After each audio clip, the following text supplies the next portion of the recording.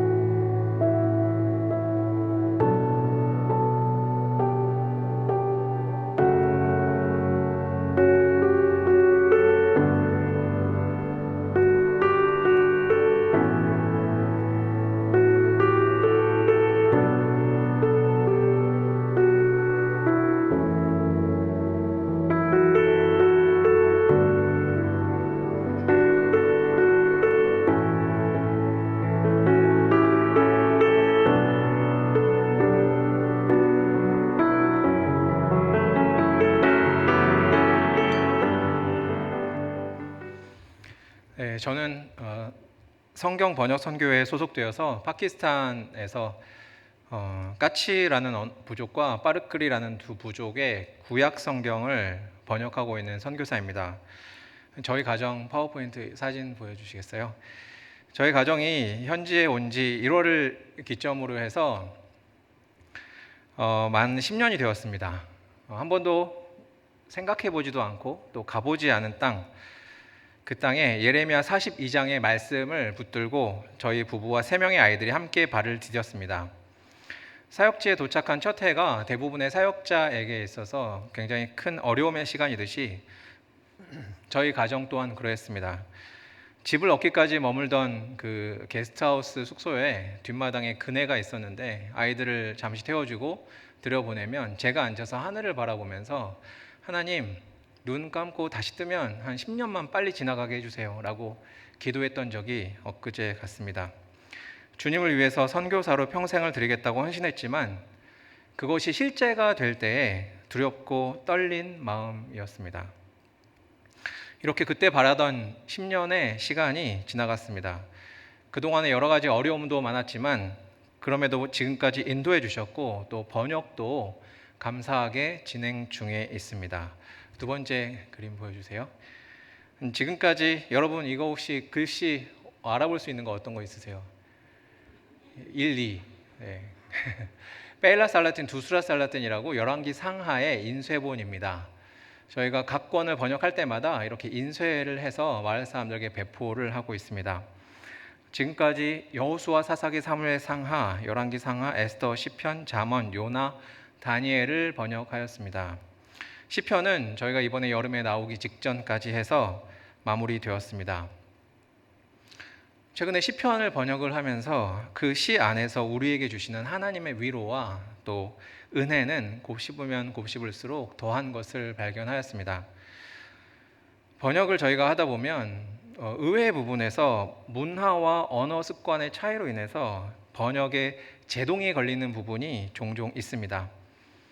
그런데 그러한 부분들을 해결해 가는 과정을 통하여 그 안에 말씀을 더 깊이 깨닫는 기쁨이 있고, 또 이러한 표현이 우리말에는 너무도 자연스럽게 있는데 라는 것을 보면서 우리말에 주신 하나님의 은혜가 얼마나 큰지 감사가 넘치기도 합니다. 예를 들면 적절한 단어가 없는 경우입니다. 시편 30편 11절에 주께서 나의 슬픔이 변하여 내게 춤이 되게 하시며 나의 베옷을 벗기고 기쁨으로 띠띠우셨나이다 라는 부분을 번역을 할 때에 그들의 언어에 춤이라고 하는 직접적인 단어가 없는 것을 발견하였습니다.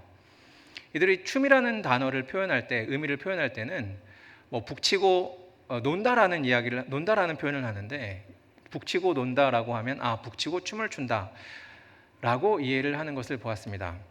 단지 놀이라는 단어가 있을 뿐이었습니다. 그래서 이 부분을 그대로 번역하자면 슬픔이 변하여 놀이가 되게 하시며 정도로밖에는 번역이 되지 않는 것입니다. 그래서 이 부분은 나의 슬픔이 변하여 기쁨이 되게 하신다라고 직접적으로 번역을 할 수밖에 없었습니다. 그런데 여러분, 춤이라고 하는 이 본문에서 나와 있는 이 단어, 사실은 이 춤이라고 하는 단어는 기쁨보다 한 단계 더 나아가는 표현입니다. 우리가 우리의 기쁨이 정말 극에 달았을 때에 우리의 몸에서 절로 춤이 나오지 않습니까? 그렇다면 이 본문에서 우리에게 하시는 하나님의 말씀은 슬픔이 변하여 단순히 기쁨이 되게 하신다가 아니고 그 기쁨을 한 단계 더 나아가는 기쁨에서 춤이 되게 하신다라는 말씀인 것입니다. 이렇게 말씀을 번역을 하면서 말씀을 새롭게 깨닫는 기쁨이 있고, 또 우리말에는 이렇게 표현할 수 있는데 라는 것을 보면서 우리말에 대한 감사가 있기도 합니다. 시편 126편 5절을 번역할 때는 눈물을 흘리며 씨를 뿌리는 자는 기쁨으로 거두리로다. 이렇게 어려운 표현이 없는 것처럼 보이는데 이것을 그대로 번역을 하자면 그 사람들은 게을러서 마지못해 씨를 뿌리는 자는 기쁨으로 거두리로다, 이렇게밖에 이해를 하지 못하는 것을 보았습니다. 그래서 하는 수 없이 어려운 환경 속에서도 라는 말을 첨부해야 했습니다. 어려운 환경 가운데서도 눈물을 흘리며 씨를 뿌리는 자는 기쁨으로 거두리로다. 이렇듯 번역이라는 것은 그들만의 언어 특성과 사고 구조와 함께하기 때문에 생각지도 못할 여러 가지 다양함과 새로움의 연속이지만, 그들 안에 말씀이 현지어로 번역되어지는 것, 이것은 말할 수 없는 큰 기쁨입니다. 말씀이 정확하게 번역이 되어서 그들의 언어로 들려지며 말씀으로 인해서 그 부족 안에 교회가 세워지고 또 삶이 온전히 변화가 되어지는 전 세계의 성경 번역 현장이 될 수 있도록 기도해 주시기 바랍니다. 저희가 현지에서 10년을 살았지만 그래도 고향은 고향입니다. 매번 비행기표를 끊는 순간부터 기다림이 시작이 되고, 또 40, 50도의 더위 속에서도 고향에 간다라고 하는 그 기다림이 버티는 힘이 되는 것 같습니다. 그런데 저희가 현지에서 한국을 방문할 때마다 고민되는 것이 있습니다. 무슨 선물을 사갈까? 우리를 위해서 기도해 주시고 우리를 위해서 최선을 다하시는 우리의 후원자들과 교회들을 위해서 무엇을 사갈까라는 고민입니다. 그래서 때로는 그 나라 국기와 전통 문양이 새겨진 자석이나 목각으로 된 작은 조각품, 전통 문양이 새겨진 카드 등 가져갈 수 있는 한도 내에서 보기에 좋고 또 기념이 될 만한 것들을 사오곤 했습니다. 어쩔 때는 이런 것을 가져오다가 너무나 많이 가져오니까 공항 검색대에서 걸리기도 하고, 또 열어서 이게 뭐라고 설명을 하기도 해야 했습니다. 그런데 처음부터 같은 단체는 아니지만 저보다 먼저 오셔서 사역하고 계시던 한국인 선임 선교사님들이 저에게 하신 말씀이 있었습니다. 이 선교사, 이런 거 한국 가져가면 결국 처치곤란한 물건만 되네 라는 말이었습니다. 그런데 그때 당시에는 이러한 말이 제 귀에 전혀 들어오지 않았습니다. 왜냐하면 제가 보기에 너무도 귀하고 또 기념이 될 만한 것이라는 생각에 가득 차 있었기 때문입니다. 하지만 저희도 경험이 쌓여가면서 차차 깨달아가는 것이 내가 보기에 여기에서는 귀해도 거기에서는 아무것도 아닐 수 있겠구나 하는 것이었습니다. 오늘 우리가 읽은 시편 131편은 짧은 시편이고 또 문장적으로 번역하기에 어려움도 크게 없는 시편이지만 믿는 이들이 돌아가야 할 영원한 본향을 준비하는데 중요한 교훈을 주는 시입니다. 육신의 고향을 방문할 때 무엇을 가져갈까, 무엇을 준비해야 할까라는 고민이 있다면 하나님 나라, 영원한 나라, 하나님 나라를 향하는 우리가 과연 오늘 여기에서 무엇을 준비해 가고 또 무엇을 포기해야 하는지 중요한 가르침을 주고 있기 때문입니다. 마치 선임 선교사님이 이 선교사 그런 거 가져가 봐야 아무 소용없네 라고 하시는 음성처럼 저에게 들려왔던 시편이 오늘 본문의 131편 시편입니다. 이 시가 포함된 시편 120편부터 134편까지의 시는 예루살렘 성전에 올라가는 시라는 부제가 적혀 있습니다. 유대인들이 1년에 3번 유월절, 오순절, 초막절 예루살렘 성전으로 올라가는데 그때 불렀던 시, 그때 불렀던 노래라는 것입니다. 오늘 본문을 통하여 순례의 길을 향하는 오늘 우리에게 또한 주시는 교훈이 무엇인지 잠시 살펴보기 원합니다. 여러분, 먼저 그들이 향하는 성전이 있는 도시 예루살렘은 어떠한 곳입니까? 역대하 3장 1절에 보면 솔로몬이 예루살렘 모리아 산에 여호와의 전 건축하기를 시작하니라고 나와 있습니다. 여러분, 본문에서 보시다시피 예루살렘과 동일하게 무엇이 적혀 있습니까? 모리아산입니다. 모리아산 하면 여러분 떠오르는 사건이 무엇이 있습니까? 아브라함이 이삭을 바치러 올라갔던 산. 동시에 또한 예루살렘이라고 하면 우리 예수 믿는 사람들에게 있어서 중요한 이유가 무엇입니까? 바로 예수님께서 십자가에 달려 들어가셨던 골고다 언덕이 있는 산이 바로 예루살렘입니다. 그런데 이 두 사건에서 예루살렘이 공통으로 의미하는 바가 무엇입니까? 두 글자로 줄인다면 죽음이라고 할 수 있을 것입니다. 얼마 전에 저의 성경 번역 멘토 되시는 한 선교사님을 뵌 적이 있습니다. 그분은 평소에 말씀 묵상을 원어로 바로 다이렉트로 묵상하시는 분입니다. 그분이 제게 대뜸 이러한 질문을 던지시는 것이었습니다. 이 선교사, 신구약의 마지막에 무엇이 적혀 있는지 아나? 그분이 읽는 구약은 유대인 전통의 배열을 따르기 때문에 구약의 마지막이 우리가 알고 있는 말라기가 아니라 역대하입니다. 역대하의 마지막은 고레스 왕의 칙령 예루살렘으로 올라가라가 마지막 문장입니다. 또한 신약의 마지막은 우리가 알고 있듯이 요한계시록인데 그 마지막은 새 예루살렘에 관한 것입니다. 신구약의 성경의 궁극의 마지막이 예루살렘으로 올라가라, 그리고 새 예루살렘에 관한 것이라는 것입니다. 이처럼 지정학적인 예루살렘뿐만 아니라 신구약이 향하고 있는 마지막, 그리고 우리가 향하고 있는 본향, 개인적, 역사적 종말을 통하여 이루어질 하나님의 영광스러운 계획의 완성이 있는 곳이 바로 예루살렘이라고 할 수 있고, 적게는 매일의 삶에서 이루어지는 헌신을 통하여 주님의 계획이 완성이 되는 곳이 바로 예루살렘이라고 할 수 있다라는 것입니다. 종합을 하자면 두렵지만 사명이 있는 곳, 하지만 죽음을 넘어서는 하나님의 영광이 깃든 곳, 그곳이 바로 예루살렘이라는 것입니다. 이러한 점에 있어서 서남아시아의 저 파키스탄 땅은 저의 삶에 있어서 예루살렘 같은 땅이었습니다. 2012년 현지에 도착한 지 일주일 후에 이런 일기를 썼습니다. 20일 날 도착을 했으니까 이제 딱 일주일이 지났다. 지난 일주일 참 힘들었다. 사실 시편 23편에 음침한 골짜기를 다닐지라도 해를 두려워하지 않는다는 말씀을 많이 읽고 알았지만 지금 나는 그 말씀도 두렵다.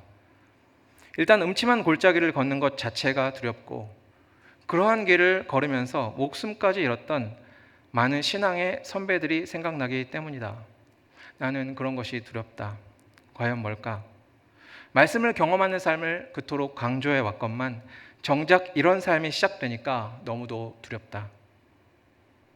전쟁을 보는 것도 두렵고 예레미야 42장에 바벨론의 복수를 피해 하나님이 원하시는 예루살렘이 아닌 반대 방향인 애굽으로 가는 이스라엘 백성들이 이해가 가고 가면서 만난 예레미야와 위험한 것처럼 보이는 그 예루살렘에 머무르라고 한 그의 메시지가 얼마나 원망스러웠을지 짐작이 간다.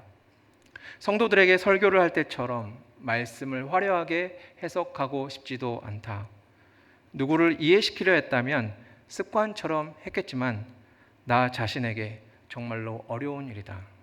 현실이기 때문이다. 그날 일기 마지막에 썼던 말이 현실이기 때문이다 였습니다. 이러면서 선교지에서의 삶은 시작되었습니다.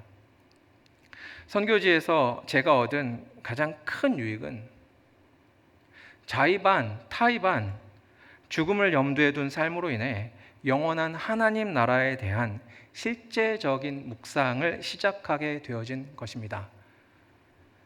여러분의 삶이 이러한 두려움과 고난 속에 있다면 그곳에서 이루어질 하나님의 계획의 온전한 완성을 꿈꾸며 영원한 하나님 나라에 대한 실제적인 묵상을 시작하게 되어지는 계기가 되어지시기를 원합니다. 오늘 그 예루살렘을 향하는 자가 불렀던 이 다윗의 시는 그 향하는 길 가운데 내려놓아야 할 것 두 가지와 힘써야 할 것 두 가지를 우리에게 이야기하고 있습니다.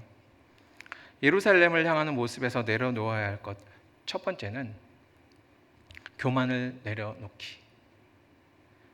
1절 상반부에 보면 여호와여 내 마음이 교만하지 아니하고 내 눈이 오만하지 아니하오며 라고 기록되어 있습니다. 마음이 교만한 것, 이것이 무엇입니까? 저희 번역팀이 이러한 문장들을 번역하게 되면, 이러한 구문들을 번역을 하게 되면 일관성 있는 번역을 위해서 이 본문에서 사용된 마음과 교만이라는 단어가 구문이 이렇게 같이 함께 나오는 구문들을 구약 성경 전체를 찾아봅니다. 그래서 만약에 우리가 번역한 부분이라면 일관성 있는 번역을 위해서, 그리고 앞으로 번역해야 될 부분이라면 그것과도의 조화를 위해서 다 찾아봅니다. 그런데 이렇게 살펴보다 보니까 적어도 이 구문이 사용된 부분에서 마음이 교만한 사람들의 특징을 볼 수 있었습니다. 마음이 교만한 사람의 특징 첫 번째는 넘지 말아야 할 자기의 분수를 모르더라는 것입니다. 예를 들면 역대하 26장 16절에 그가 우시야 왕을 의미합니다. 강성하여짐에 그의 마음이 교만하여 악을 행하여 그의 하나님 여호와께 범죄하되 곧 여호와의 성전에 들어가서 향단에 분향하려 한지라. 우시야는 마음이 교만하여 여호와의 성전에 들어가서 향단에 분향을 하려 했습니다. 이것은 제사장에게 주어진 임무이지 왕에게 주어진 임무가 아니었습니다. 즉 자기의 분수, 하나님이 나에게 주신 나의 역할, 내가 넘지 말아야 할 선을 구분하지 못하더라는 것입니다. 요즘 온 세계 우리나라의 문제가 무엇입니까? 하나님이 우리에게 주신 넘지 말아야 할 선을 넘는 것에 있지 않습니까? 여러분, 사울도 또한 그러했습니다. 사울이 블레셋과 싸울 때 사무엘이 오지 않자 자기가 제사를 주관해 버립니다. 즉, 마음이 교만한 사람의 특징 첫 번째는 하나님이 주신 자기가 지켜야 할 선을 넘더라라는 것입니다. 마음이 교만한 사람의 또 다른 특징은 받은 은혜를 기억하지 않더라라는 것입니다.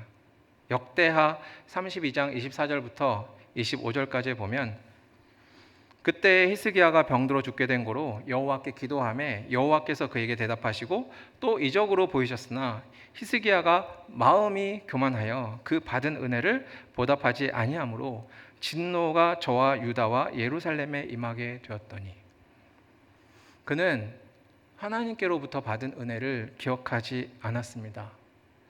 즉, 마음이 교만한 사람들은 자기가 지켜야 할 선을 넘고 그리고 받은 은혜를 기억하지 않더라라는 것입니다.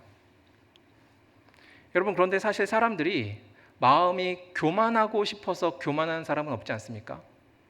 나 오늘부터 작정하고 마음이 교만해야지 라고 교만한 사람이 어디에 있습니까? 어쩌다 보니 그렇게 되어지는 것 아닙니까? 왜 그럴까요? 그 이유를 이 단어에서 발견할 수 있었습니다. 본문에서 마음이 교만하지 아니하고 눈이 오만하지 아니하고 해서 교만하다, 오만하다의 첫 번째 뜻이 여러분 높다라는 말입니다. 즉, 직역하자면 나의 마음과 눈이 높아지지 않겠다라는 말입니다. 그런데 이 단어들이 사용된 성경 본문을 살펴보니까 높다라는 것이 의미하는 것이 명예와 안전이라는 것을 볼 수 있었습니다. 예를 들면 시편 113편 5절에 보면 여호와 우리 하나님과 같은 이가 누구리요? 높은 곳에 앉으셨으나, 여기에서의 높은이라는 말은 명예, 영광을 뜻합니다. 또 시편 61편 2절에 내 마음이 약해질 때에 땅끝에서부터 주께 부르짖으오리니 나보다 높은 바위에 나를 인도하소서. 여기에서 높은은 안전을 뜻합니다. 그래서 현대인의 성경은 이것을 저 높은 안전한 바위 위에 올려주세요라고 번역한 것을 봅니다. 구약의 이 두 단어들의 사용의 예를 보면 교만, 즉 높은 것의 밑바탕에는 명예와 안전이라는 본질적인 이유가 도사리고 있다라는 것을 볼 수 있습니다. 여러분, 그 대표적인 예가 바벨탑 사건에서 드러납니다. 예를 들면 창세기 11장 4절에 바벨탑을 높게 쌓은 이유가 이 바로 두 가지 때문이었습니다. 또 말하되 성읍과 탑을 건설하여 그 탑 꼭대기를 하늘에 닿게 하고 우리 이름을 내고 온 지면에 흩어짐을 면하자 하였더니, 하나는 바벨탑을 쌓았던 첫 번째 이유 하나는 이름을 온 세계에 내는 것이고, 즉 영광과 명예이고, 두 번째는 흩어짐을 면하자라는 것이었습니다.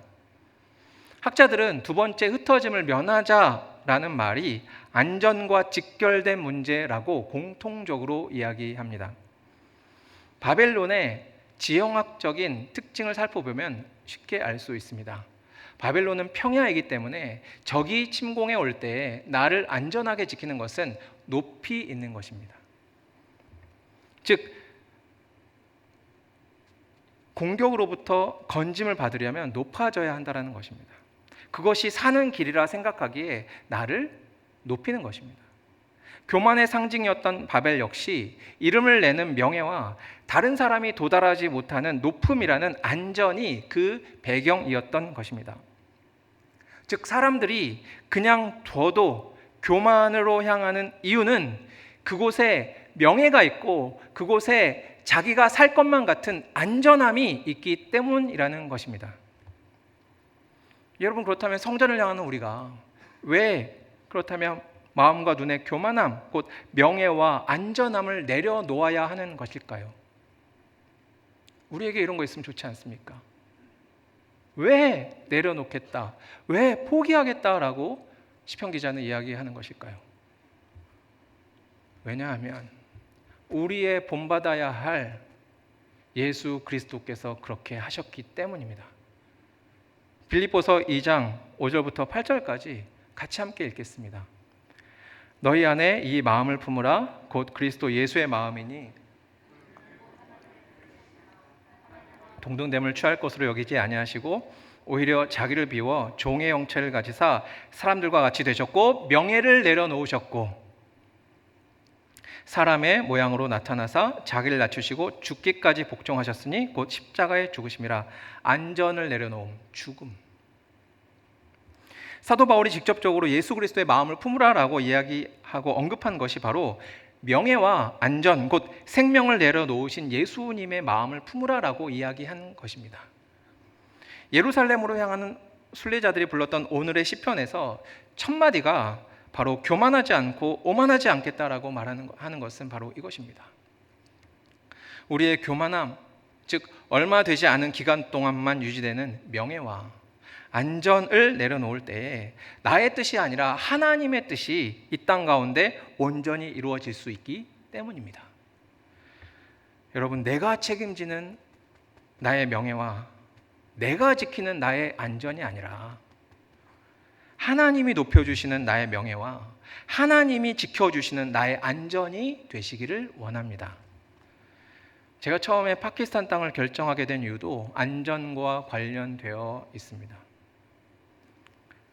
아까 일기에도 잠시 언급했지만 예루살렘으로 머무르라고 한 예레미야 42장의 말씀을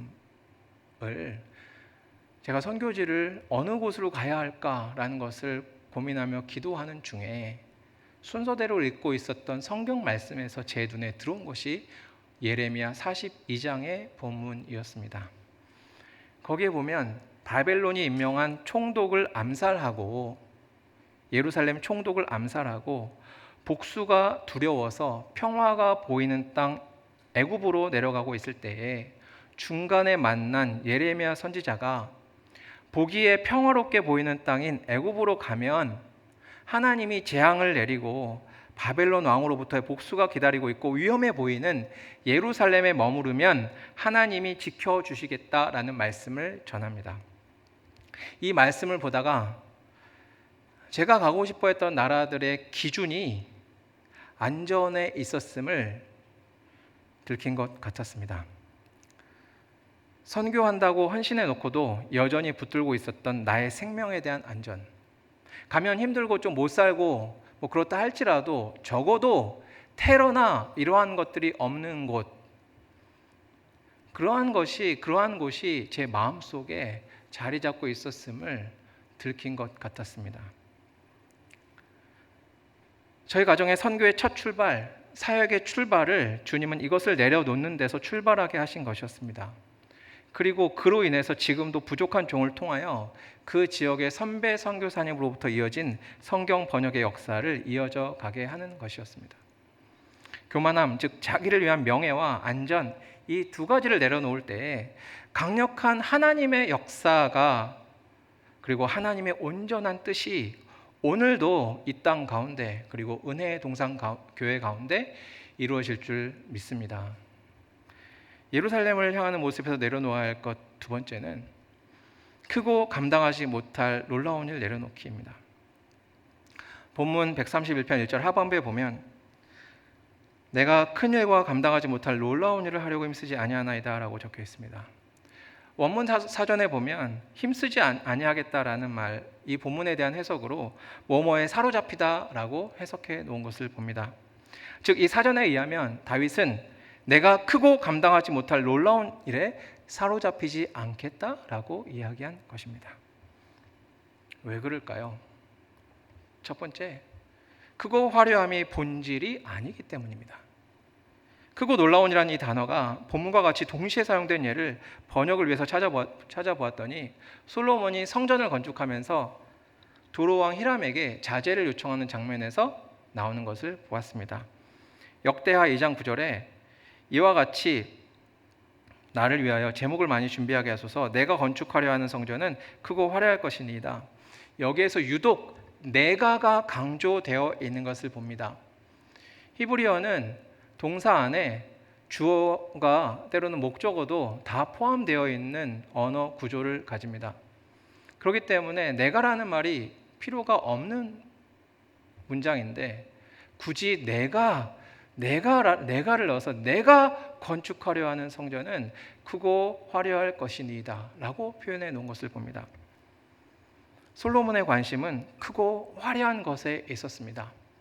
하지만 솔로몬이 성전을 봉헌하고 나서 봉헌식을 할 때 여호와께서 솔로몬에게 나타나셔서 한마디도 너가 크고 화려한 성전을 지었구나 라는 이유 때문에 칭찬하지 않으십니다. 대신에 열왕기상 9장 4절에 보면 내가 만일 내 아버지 다윗이 행함 같이 마음을 온전히 하고 바르게 하여 내 앞에서 행하며 내가 내게 명령한 대로 온갖 일에 순종하여 내 법도와 율례를 지키면 왕위를 견고히 하겠다 라고 말씀하십니다. 하나님은 그가 만든 성전의 크고 화려함에 대해서는 전혀 언급하지 않으신 것을 봅니다.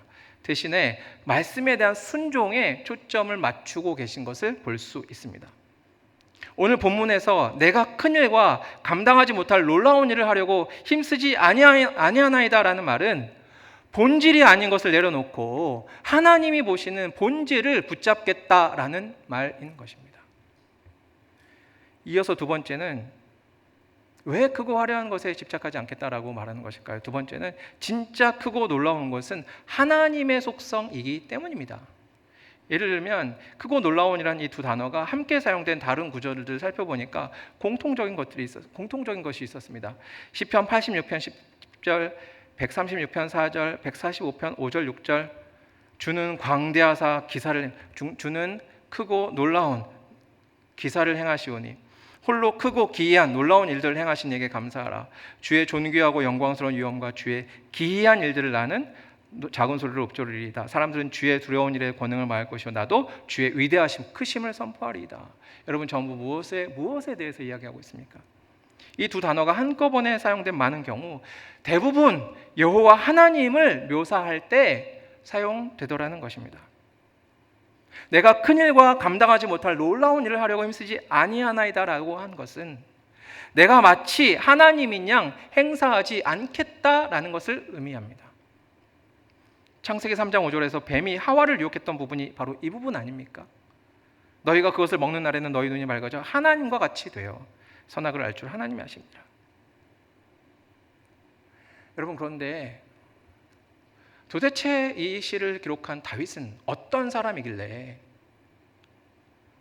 사람의 본성에 따르지 않고 즉 가만 놔두면 교만으로 향하고 가만 놔두면 자기의 명예와 자기의 안전을 추구하는 인간의 본성으로 행하지 아니하고 그리고 작고 보잘것없는 것보다 크고 화려한 것에 다 자연스럽게 눈이 가는 우리 인간의 본성을 따르지 않고 이 반대로 행하겠다라고 이야기할 수 있었던 것일까요? 도대체 다윗은 어떠한 사람이길래? 여러분 이것은 다윗이 자주 언급한 말에서 힌트를 찾을 수 있습니다. 다윗이 여러분 성경을 읽으실 때 다윗이 한 말에 주목하여 읽으시기 바랍니다. 다윗이 종종 한 말이 있습니다. 내가 누구이간데 사람이 무엇이기에. 하나님으로부터 원래 다윗이 먼저 성전을 건축하겠다라고 하나님께 이야기하지 않습니까? 근데 하나님으로부터 하나님으로부터 성전 건축 본인 손으로 불가라는 거부 통보를 받습니다. 그때 그의 반응이 어떠했습니까? 사무엘하 7장 18절에 주 여호와여 나는 누구오며 내 집은 무엇이간데 나로 이에 이르게 하셨나이까. 하나님으로부터의 거절 통보를 받았을 때에 다윗은 감사했습니다. 내가 누구이길래 여기까지 이르게 하셨습니까? 또한 이 외에도 시편 8편 4절에 보면 사람이 무엇이기에 주님께서 이렇게까지 생각하여 주시며 사람의 아들이 무엇이기에 주님께서 이렇게까지 돌보아 주십니까? 모든 예를 들지 않았지만 내가 누구이길래 사람이 무엇이기에 이 말은 다윗의 단골 멘트였습니다. 그가 교만을 내려놓고 크고 화려한 것에 집착하지 않는다라고 할 수 있었던 중요한 비결은 하나님 앞에서 사람 앞에서 자기가 어떠한 존재인지를 항상 되묻고 분명히 인식하는 것에 있었습니다. 다윗은 자신의 지위, 내가 지금 왕인데, 내가 왕년에 이렇게 했던 사람인데, 내가 골리앗을 이겼던 사람인데 라는 자기의 업적이 자기의 정체성이 아니었습니다. 하나님 앞에서 내가 누구인지, 인간이 얼마나 연약한 존재인지를 한평생 고민하며 생각했던 사람이기에 성전 건축 본인 손으로 불가라는 통보를 받았을 때에도 감사가 묻어 나올 수 있었다라는 것입니다. 결국 이스라엘의 여러 왕들의 기준이 되는 삶을 살 수 있었다라는 것입니다. 여기까지 버려야 할 것을 이야기했다면, 그렇다면 예루살렘을 향하는 우리가 이러한 교만하지 않고 오만하지 않고 크고 화려한 일에 집착하지 않는 대신에 해야 할 일이 무엇입니까? 이 두 가지를 내려놓으면 비로소 보이는 것이 무엇입니까? 고요하고 평온함입니다. 예루살렘을 향하는 우리의 모습에서 취해야 할 것은 고요하고 평온함의 회복인 줄 믿습니다. 이제 해야 할 일 첫 번째, 고요하고 평온하게 힘쓰기.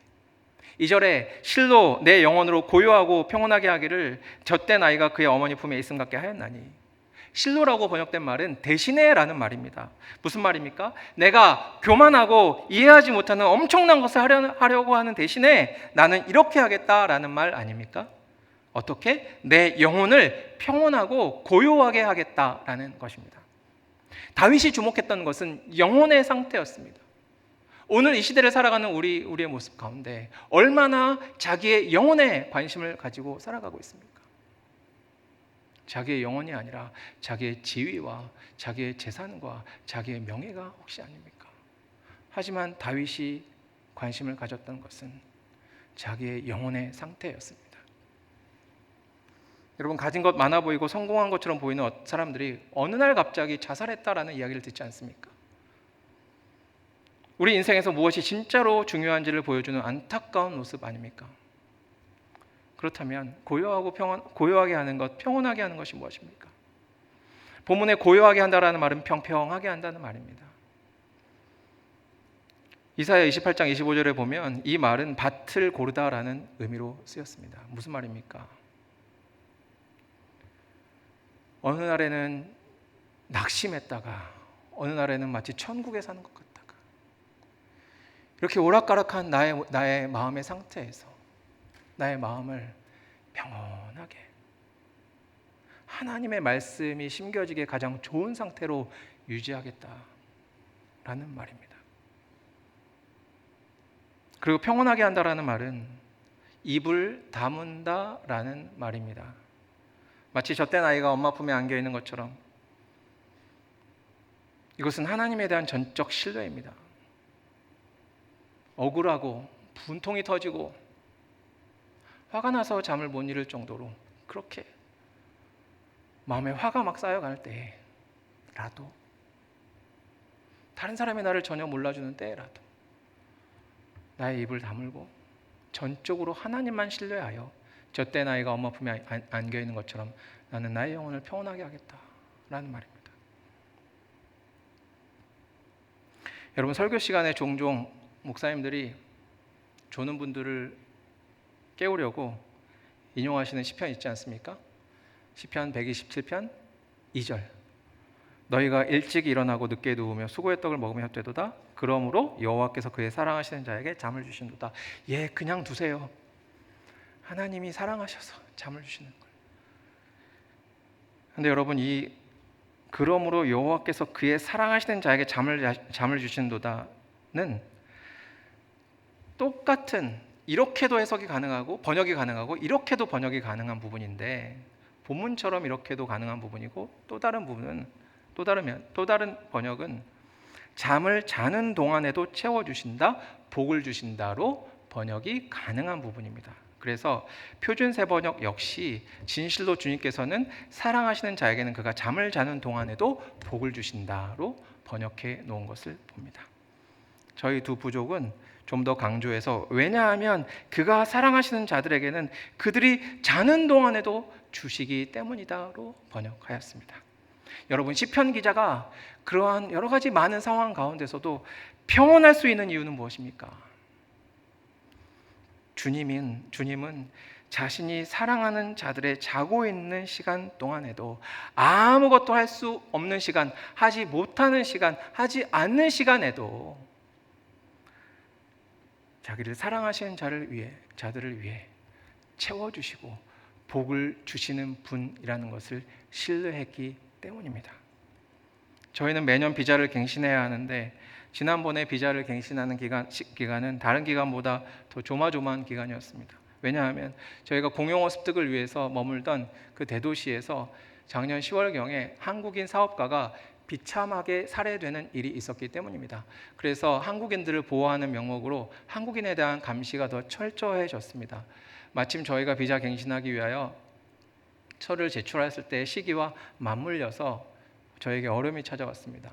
평상시에는 전화 한 통으로 사무실에 확인을 하던 것이, 또 와도 한 명만 오던 것이 5명이 갑자기 들이닥쳐서 저에 대해서 꼬치꼬치 묻고, 그리고 문 닫고 나갈 때에는 저희 가정에 비자를 주지 않겠다라고 하고 나갔다라고 하는 것입니다.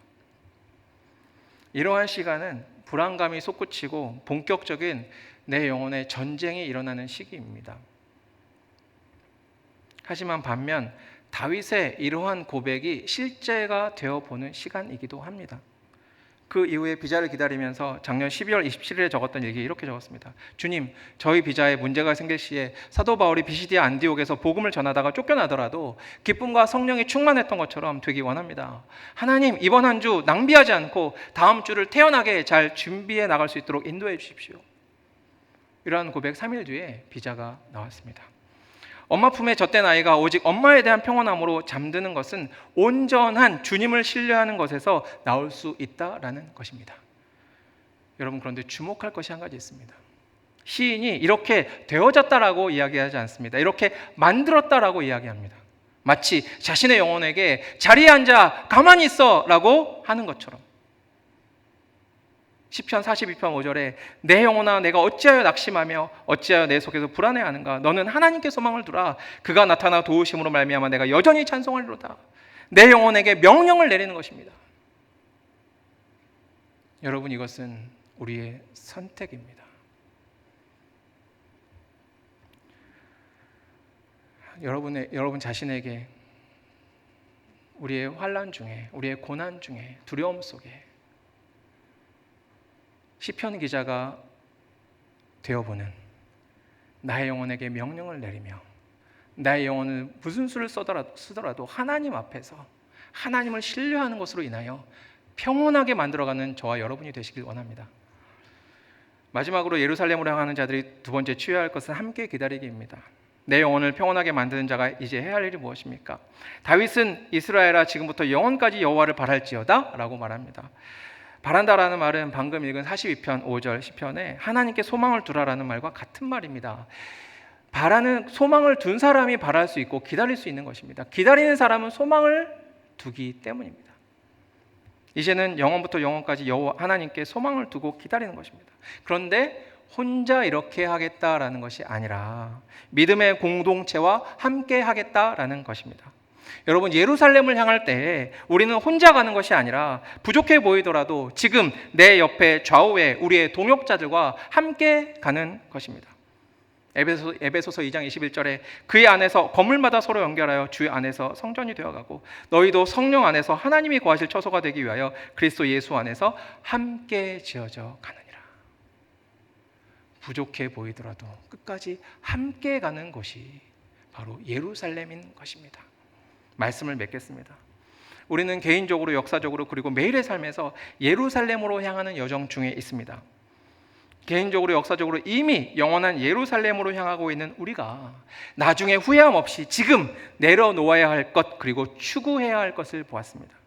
교만함 곧 나의 명예, 나의 안전을 내려놓음으로 하나님의 뜻이 온전히 나의 삶에 이루어질 수 있는 통로 내어드리기, 그리고 하나님께서 취하셔야 할 크고 화려한 것에 대한 집착 버리기, 또한 내 영혼의 평온함을 어떻게든 지켜나가기인 줄 믿습니다.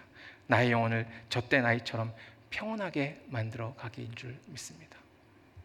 이를 통해 예루살렘에 우리가 모두 이르렀을 때 우리의 손에 들려진 것이 불필요한 잡다한 것이 아니라 다윗처럼 순종의 열매로 하나님을 기쁘시게 하는 저와 우리의 모습, 여러분의 모습 되시기를 원합니다.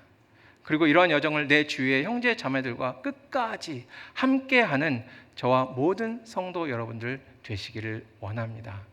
기도하겠습니다. 하나님 아버지, 오늘 주신 말씀을 기억하며 매일의 현장에서 예루살렘을 경험하며 궁극으로는 영원한 예루살렘을 향하는 우리의 모습 가운데 이제 내 손에서 내려놓아야 할 것 그리고 정말로 취해야 할 것을 구분하며 주님의 뜻이 우리의 삶의 여정 가운데 온전히 이루어지길 힘쓰는 저와 우리 은혜의 동산교회 성도들 되게 하여 주시옵소서. 예수님의 이름으로 기도합니다.